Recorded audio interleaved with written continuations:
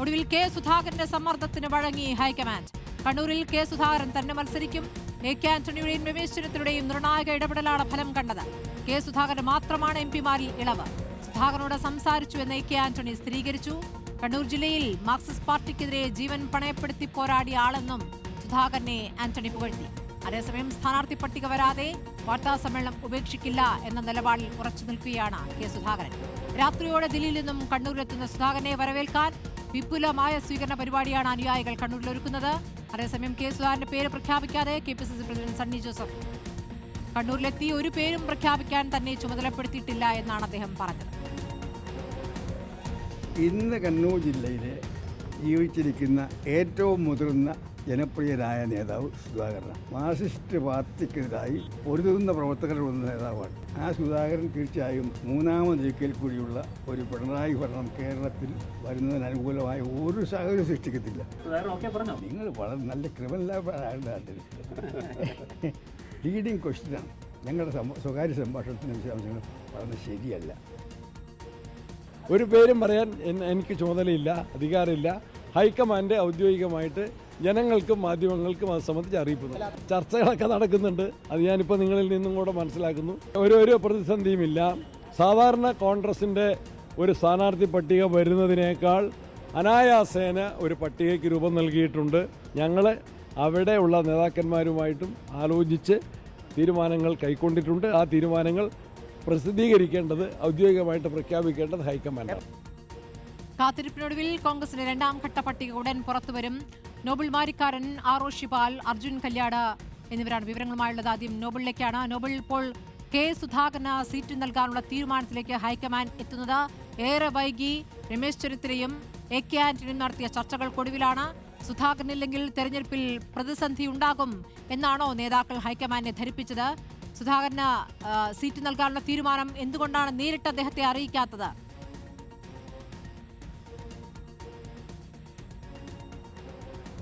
കോൺഗ്രസിനെ സംബന്ധിച്ച് ഈ നിയമസഭാ തെരഞ്ഞെടുപ്പിൽ കെ സുധാകരൻ ഇല്ലാതെ ഇപ്പോൾ മത്സരത്തിൽ ഇറങ്ങിക്കഴിഞ്ഞാൽ വലിയ തിരിച്ചടി ഉണ്ടാകും എന്ന് നേതാക്കൾ മനസ്സിലാക്കുന്നു. കാരണം കെ സുധാകരനും അദ്ദേഹത്തിന്റെ അനുയായികളും മണിക്കൂറുകൾ മുമ്പ് എടുത്ത നിലപാട് അത് വലിയ തരത്തിൽ പ്രതിസന്ധി ഉണ്ടാക്കുന്നതായിരുന്നു പാർട്ടിക്ക്. സുധാകരൻ സ്ഥാനാർത്ഥം ഇല്ലെങ്കിൽ കണ്ണൂരിൽ അടക്കം വലിയ തിരിച്ചടി ഉണ്ടാകുമെന്ന സൂചനകൾ അവർ നൽകി. അവർ ഒരു പാർട്ടി രൂപീകരണവുമായി ബന്ധപ്പെട്ട ചർച്ചകളിലേക്ക് കടക്കുന്ന സൂചനകൾ നൽകി. അത്തരത്തിൽ നേതാക്കളെ നേരിട്ട് കെ സുധാകരൻ വിളിച്ച് ഗുഡ് ബൈ പറഞ്ഞു. അത്തരത്തിൽ വലിയ തരത്തിൽ സമ്മർദ്ദമാണ് ഇതുമായി ബന്ധപ്പെട്ട് കെ സുധാകരൻ മുന്നോട്ട് വെച്ചത്.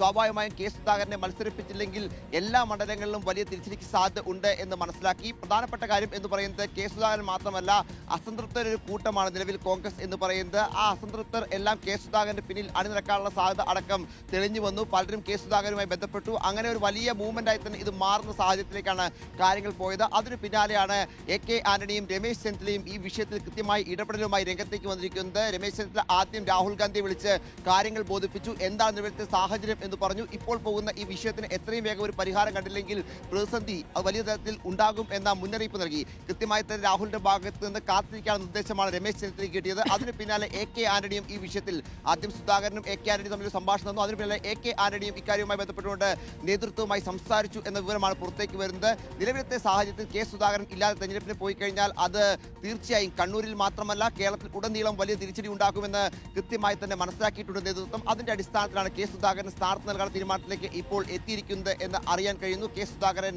കോൺഗ്രസിന്റെ കണ്ണൂരിലെ സ്ഥാനാർത്ഥിയാകും എന്ന വിവരമാണ് ഇപ്പോൾ പുറത്തേക്ക് വരുന്നത്. എന്താണെങ്കിലും സ്ഥാനാർത്ഥി പട്ടിക ഇപ്പോഴും പുറത്തേക്ക് വിട്ടില്ല. നേരത്തെ 11 മണിക്ക് സ്ഥാനാർത്ഥി പട്ടിക പുറത്തേക്ക് വിടുമെന്നായിരുന്നു നേതൃത്വം അറിയിച്ചത്. അതിന്റെ അടിസ്ഥാനത്തിലാണ് 12 മണിക്ക് വാർത്താ സമ്മേളനം കെ സുധാകരൻ നിശ്ചയിക്കുകയും ചെയ്തത്. സ്ഥാനാർത്ഥി പട്ടികയിൽ തന്റെ പേരില്ലെങ്കിൽ തനിക്ക് പറയാനുള്ള കാര്യങ്ങളെല്ലാം പറഞ്ഞ് കോൺഗ്രസ് പുറത്തേക്ക് ഗുഡ് ബൈ പറയുന്ന ഒരു കെ സുധാകരൻ നമുക്ക് കാണേണ്ടി വരുമായിരുന്നു. പക്ഷേ പട്ടിക ഇതുവരെ വന്നിട്ടില്ല.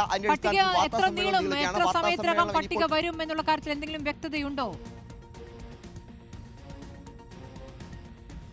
ഇപ്പോൾ നമുക്ക് ലഭിക്കുന്ന ഒരു സമയം 3 മണിയാണ് എന്നാണ് അറിയാൻ കഴിയുന്നത്. 3 മണിക്ക് പട്ടിക ഉണ്ടാകും എന്ന വിവരമാണ് ഇപ്പോൾ പുറത്തേക്ക് വരുന്നത്. നേരത്തെ 11 മണിയായിരുന്നു, ഇപ്പോൾ 3 മണി എന്നൊരു സമയം പറയുന്നുണ്ട്. ഒരു പക്ഷേ അതിന് മുൻകൂറാനുള്ള സാധ്യതയും ഉണ്ട്. പക്ഷേ ഇനിയും പട്ടിക വൈകിക്കഴിഞ്ഞാൽ പ്രത്യേകിച്ച് പല മണ്ഡലങ്ങളിലും സ്ഥാനാർത്ഥികൾക്ക് പ്രവർത്തിക്കാൻ ഇറങ്ങാത്ത സാഹചര്യമുണ്ട്. പലയിടത്തും ഒന്നിലധികം സ്ഥാനാർത്ഥികൾ പ്രവർത്തനവുമായി മുന്നോട്ട് പോകുന്ന സാഹചര്യമുണ്ട്.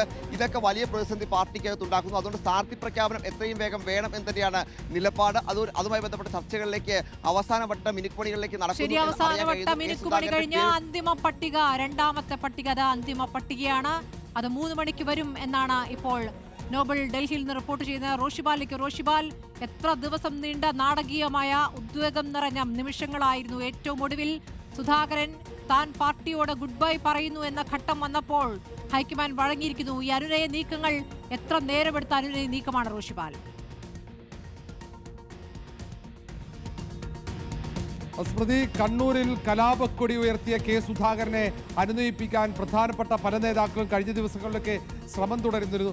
കെ സുധാകരൻ ഒറ്റ നിലപാട് കണ്ണൂരിൽ മത്സരിക്കാൻ അനുമതി തരണം എന്ന് മാത്രമായിരുന്നു.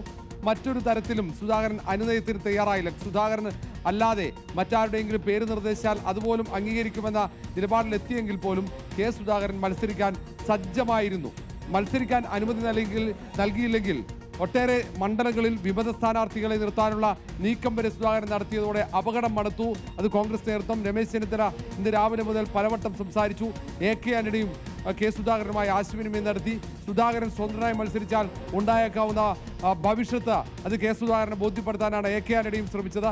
ഏതായാലും കോൺഗ്രസ് നേതൃത്വത്തിന് വലിയ ആശങ്കയുടെ മണിക്കൂറുകളായിരുന്നു. പ്രത്യേകിച്ച് കണ്ണൂരിൽ കെ സുധാകരൻ മത്സരിച്ചാൽ അത് കണ്ണൂരിൽ മാത്രമായിരിക്കില്ല, കണ്ണൂരിന് പുറത്തുള്ള ജില്ലകളിലും കോൺഗ്രസ് മത്സരിക്കുന്ന UDF മത്സരിക്കുന്ന മണ്ഡലങ്ങളിൽ അത് വെല്ലുവിളിയായി മാറുമെന്ന ഒരാശങ്കയായിരുന്നു കോൺഗ്രസ് നേതൃത്വത്തിന്. അതുകൊണ്ടാണ് അത് ഒരു അനുനയ നീക്കം സജീവമാക്കി സുധാകരനെ മത്സരിപ്പിക്കുക എന്ന ആലോചനയിലേക്ക് കോൺഗ്രസ് നേതൃത്വം എത്തുന്നത്. ഏതായാലും പട്ടിക ഇന്നലെ ചർച്ചകളിൽ തീരുമാനിച്ചതാണ്. നേതാക്കൾ ഒന്നാകെ കേരളത്തിലേക്ക് മടങ്ങിയതിനു ശേഷമാണ് ഇങ്ങനെ ഒരു പുനരാലോചന കോൺഗ്രസ് ഹൈക്കമാൻഡ് നടത്തുന്നത്. ഏതായാലും അല്പസമയം മുമ്പാണ് സണ്ണി ജോസഫ് കണ്ണൂരിൽ ഇറങ്ങിയത്. സണ്ണി ജോസഫ് എന്തായാലും കോൺഗ്രസ് ഹൈക്കമാൻഡ് മല്ലികാർജ്ജുൻ ഖാർഗെ അടക്കമുള്ള നേതാക്കളുമായി ആശയവിനിമയം നടത്തും. അതിനുശേഷമായിരിക്കും പട്ടിക. ഏറെ വൈകില്ല പട്ടിക എന്നാണ് നമുക്ക് കോൺഗ്രസ് നേതാക്കളിൽ നിന്ന് മനസ്സിലാക്കാൻ കഴിയുന്നത് സ്മൃതി. പക്ഷേ പട്ടിക പുറത്തു വന്നാൽ മാത്രമേ കെ സുധാകരൻ തന്റെ നിലപാടിൽ മാറ്റം വരുത്തൂ. അതാണ്